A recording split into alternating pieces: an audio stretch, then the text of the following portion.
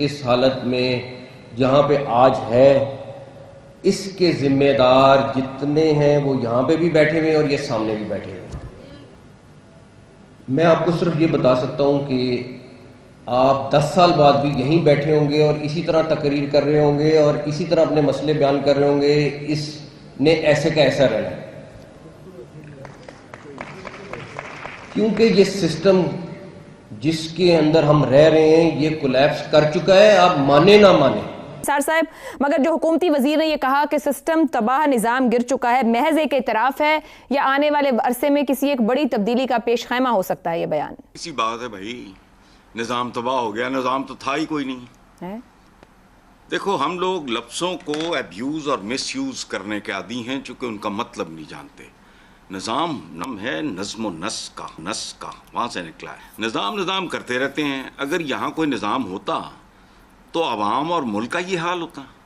कर्ज़ों की दलदल में गर्क मईशत, वो बच्चा मकरूज जो अभी पैदा नहीं हुआ, आबादी बर्बादी की तरफ रवां दवां। और बात सुनो गौर से, कई साल पहले पहला एडिशन छपा था, इसके पता नहीं 20वें एडिशन छप चुके हैं। ये किताब देख रहे हो, इसका उन्वान क्या है? आदमखोर निजाम का नौ। यहां निजाम है आदमखोरी का।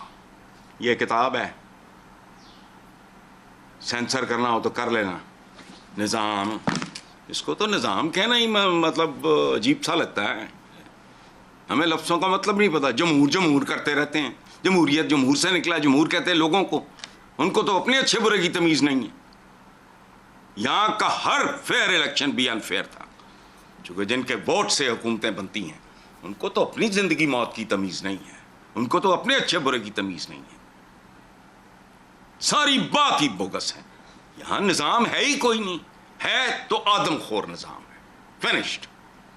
एक वजीर ने बात की है तो पीटने बैठ गए हैं। मेरे पता नहीं 16 एडिशन छप चुके हैं इसके। मगर वो तब्दीली की बात कर रहे हैं, आप समझते हैं कि कोई तब्दीली आएगी? जब वो निजाम के खत्म होने की बात कर रहे हैं तो सिर्फ सियासी हुकूमत या इंतजामी तब्दीली? यहाँ कोई माई का लाल ऐसा नहीं है जो उफ्की और अमूदी, जौहरी और बुनियादी तब्दीलियां अफोर्ड कर सके। सबसे पहले तो इस वक्त जो सारा मामला चल रहा है और जिस तरह की खींचातानी हो रही है, वफाकी वजीर दाखिला वो सिस्टम के कोलैप्स की बात कर रहे हैं, कह रहे हैं कोलैप्स ही कर गया है पूरा सिस्टम। आगे अगले 10-12 साल बाद भी ऐसे बैठे हुए होंगे और इसी तरह से सवाल हो रहे होंगे। पाकिस्तान पीपल्स पार्टी, आपको भी पाकिस्तान मुस्लिम लीग नून, ये भी नाराज हैं। जरा सुनिएगा कि क्या चल रहा है ये पिछले 2-3 दिनों में, फिर जवाब दीजिएगा मुफस्सिल इस पर। इस सिस्टम में 30 साल का सफर जो है वो 3.5 साल में तुम कहां से चले हो और कहां पहुंचे हो, और अब तुम्हें आगे पता चला है कि ये सिस्टम जो है ये बिल्कुल खराब है, ये चल नहीं सकता। मंदोखेल साहब, सर ये दिलचस्प सूरत हाल है, संगीन सूरत हाल है, गैर संजीदा है क्या? ये राना सनाउल्लाह साहब मोहसिन नकवी साहब को हमारे बड़ों का बरखुरदार बना रहे हैं, मगर खुद जहां 9 महीने पंजाब का निगरान वज़ीर आला रहा है और उनको फॉर्म 47 के तहत जितवाया और फिर उन्हीं मुस्लिम लीग नून ने उनको सेनेटर बनाया, तो हमारे खाते में डायरेक्ट कभी कभार बरखुरदार भी नालायक हो जाते हैं, कभी बाग खाक भी कर लेता है, कभी बाग जो ना उससे जो ना लातालुकी का भी इजहार करते हैं। हमारे गले पे क्यों डाल रहे हो? आपका मोहसिन नकवी, आप पार्टी का कोई ताल्लुक नहीं है उनको वजीर आला बनाने में, उनको वजीर दाखिला बनाने में।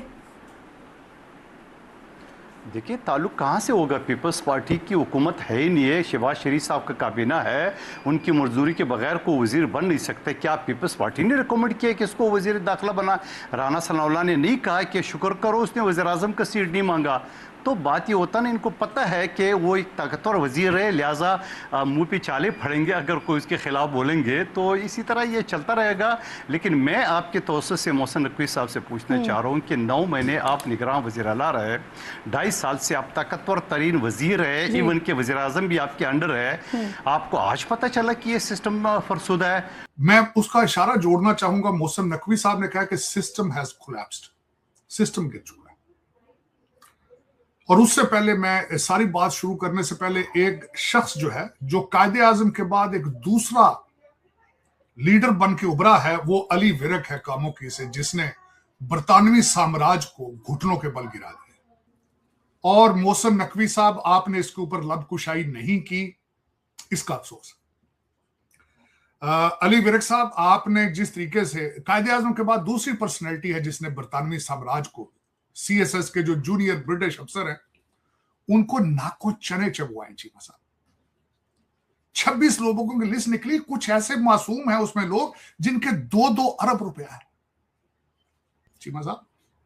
बाकी सिस्टम कोलैप्स है, बिल्कुल कोई शक नहीं है, लेकिन मेरे मोहतरम मोहसिन नकवी साहब को चाहिए था इस्तीफा साथ देते उसी दिन बैठ के, क्योंकि मोहतरम आपके बारे में जो बातें अब ख्वाजा आसिफ साहब ने कही हैं, मैं उनसे एग्री करूंगा। आप पाकिस्तान क्रिकेट बोर्ड नहीं मैनेज कर सके। इंटीरियर मिनिस्ट्री का जो 26 अरब रुपया लूटा गया है, पुलिस अफसर ने ਤੁਹਾਡੇ थले आउंदे नकवी साहब। आपकी मिनिस्ट्री के नीचे है मिनिस्ट्री ऑफ दाखिला। 3 चीजें रिक्वेस्ट करनी चाहिए थी इस प्रेस कॉन्फ्रेंस से पहले। आपको चाहिए था पाकिस्तान क्रिकेट बोर्ड की आप पहले तो पेश करते कि आपसे मैनेज क्यों नहीं हुआ। नंबर 1, सिस्टम कोलैप्स हुआ है, आप उसका हिस्सा है सिस्टम का। और आज सबसे बड़ी बात है, ख्वाजा आसिफ साहब ने कहा कि मोहसिन नकवी साहब इस वक्त वजीर आजम से ज्यादा स्ट्रांग हैं। जुनाब मोहतरम ना असेंबली में आते हैं, ना कैबिनेट की मीटिंग्स में आते हैं। कश्मीर के अंदर अगस्त 2019 में जब 370 को खत्म किया गया था, ये जरा गौर से सुननी बात चीमा साहब, गौर से सुननी है बात, सीखो उनसे, पड़ोस में सीखो उनसे। उन्होंने किया क्या था जब 370 उन्होंने खत्म किया था चीमा साहब? दफा 144 लगा के 6000 बंदा अरेस्ट किया था, 2000 लीडरों को गिरफ्तार किया गया था और 25,000 फौज लगाई थी। आप जरा गेयर बदले जी, गेयर बदल के मोहसिन नकवी के ऊपर क्यों इतना मसला खड़ा हुआ है? क्या है मोहसिन नकवी ने क्या कह दिया? देखिए, मोहसिन नकवी ने जो गुफ्तगू की है, मैं उससे बिल्कुल सख्त जो है वो मैं नाला हूँ, मैं उससे मुतफिक नहीं हूँ। और ख़ास तौर पे जो उन्होंने आप बतौर राना सनाउल्लाह या मैं बतौर राना सनाउल्लाह या वज़ीर आज़म के स्पोक्स पर्सन नहीं, मैं इन मुशीर के हवाले से नहीं, इन माई पर्सनल कैपेसिटी, ठीक है, मैं समझता हूँ कि एक कैबिनेट मेंबर को, वो हो या मैं हूँ, उन्हें वज़ीर आज़म को इस तरह से मुखातब नहीं करना चाहिए था। और ख़ास तौर पे उन्हें फील्ड मार्शल को, देखें फील्ड मार्शल जो है वो कौम का हीरो है, वो पूरी कौम का हीरो है। वो ठीक है, किसी का भाई भी होगा, किसी का दोस्त भी होगा, किसी का रिश्तेदार भी होगा, लेकिन एक कौमी हीरो को इस तरह से रेफ़र करना कि जी वो फलां क्रॉस नहीं करना चाहता, वो रेड लाइन, ये कोई तरीका नहीं है। मैं समझता हूँ कि ये उन्होंने जो है ये गुफ्तगू जो है वो ये दुरुस्त नहीं की, और मैं इसका जवाब देना चाहता था और आज ही देना चाहता था, लेकिन इसमें पार्टी पॉलिसी आ गई है। पार्टी की अब पॉलिसी क्या है? वो आई है पे इसको जो है वो नज़रअंदाज करें और आप इसका जवाब ना दें। तो नमस्कार दोस्तों। तो दोस्तों, हम हाजिर हैं आपके लिए एक और नई वीडियो लेके। तो दोस्तों, इस वीडियो में आपने देखा ही होगा कि पाकिस्तान का इंटीरियर मिनिस्टर मोहसिन नकवी, जो कि सो कॉल्ड पाकिस्तान क्रिकेट का PCB चेयरमैन भी है, इसे तो हम जानते ही हैं मोहसिन नकवी को।